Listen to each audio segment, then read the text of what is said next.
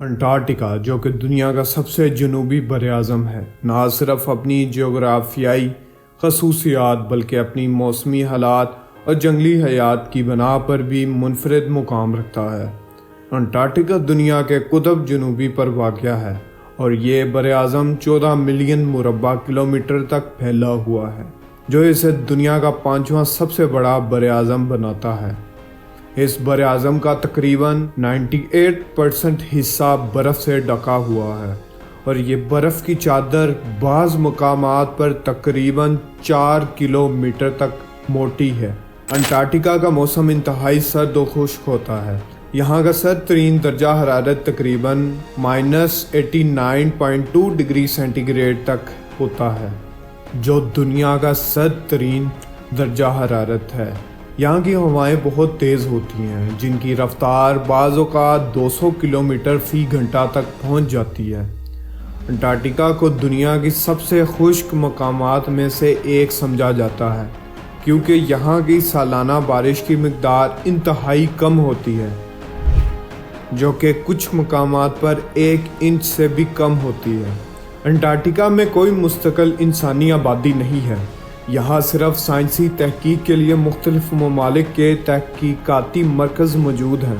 ان مراکز میں موسمی حالات، ماحولیات، حیاتیات اور جغرافیائی جیسے موضوعات پر تحقیق کی جاتی ہے، اور ریسرچرز یہاں عام طور پر آتے جاتے رہتے ہیں۔ یہ براعظم نباتات کے لحاظ سے بہت محدود ہے۔ یہاں کوئی درخت یا بڑی جھاڑیاں نہیں پائی جاتی، صرف کچھ قسم کے یہاں پھول پودے وغیرہ پائے جاتے ہیں۔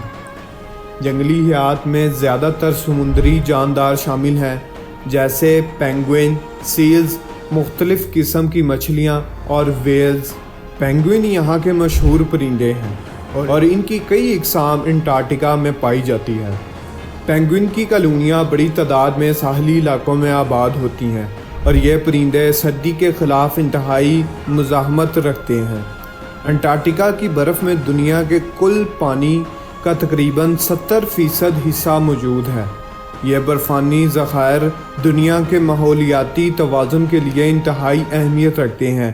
اگر انٹارکٹیکا کی برف پگھل جائے تو دنیا بھر میں سمندری سطح پر کئی میٹر کا اضافہ ہو سکتا ہے، جو کہ ساحلی علاقوں کے لیے تباہ کن ثابت ہو سکتا ہے۔ انٹارکٹیکا کی قدرتی ماحول کی حفاظت کے لیے کئی بین الاقوامی ATS معاہدے کیے گئے ہیں۔ 1959 میں انٹارکٹیکا ٹریٹی سسٹم قائم کیا گیا، جس کے تحت انٹارکٹیکا کو سائنسی تحقیق کے لیے مخصوص کیا گیا اور یہاں پر فوجی سرگرمیوں، معدنیات کی تلاش اور ماحولیاتی نقصان دہ سرگرمیوں پر پابندی عائد کی گئی۔ یہ معاہدے بین الاقوامی تعاون کی ایک مثالی مثال ہیں اور اس کا مقصد انٹارکٹیکا کے نازک ماحولیاتی نظام کی حفاظت کرنا ہے۔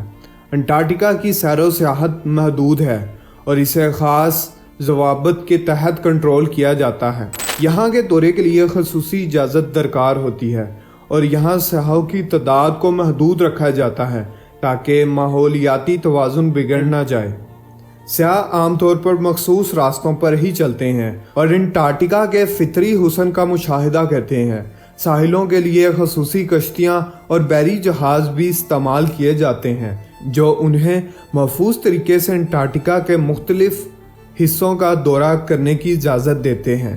یہاں کی برفانی تہہ میں پچھلے لاکھوں سالوں کی موسمیاتی تبدیلیوں کے شواہد محفوظ ہیں۔ ریسرچرز برف کی کور ڈرلنگ کر کے ان شواہد کا مطالعہ کرتے ہیں اور ماضی کے موسموں کی معلومات حاصل کرتے ہیں۔ ان معلومات کی بنا پر وہ موجودہ اور مستقبل کی موسمی تبدیلیوں کے بارے میں اندازہ لگا سکتے ہیں۔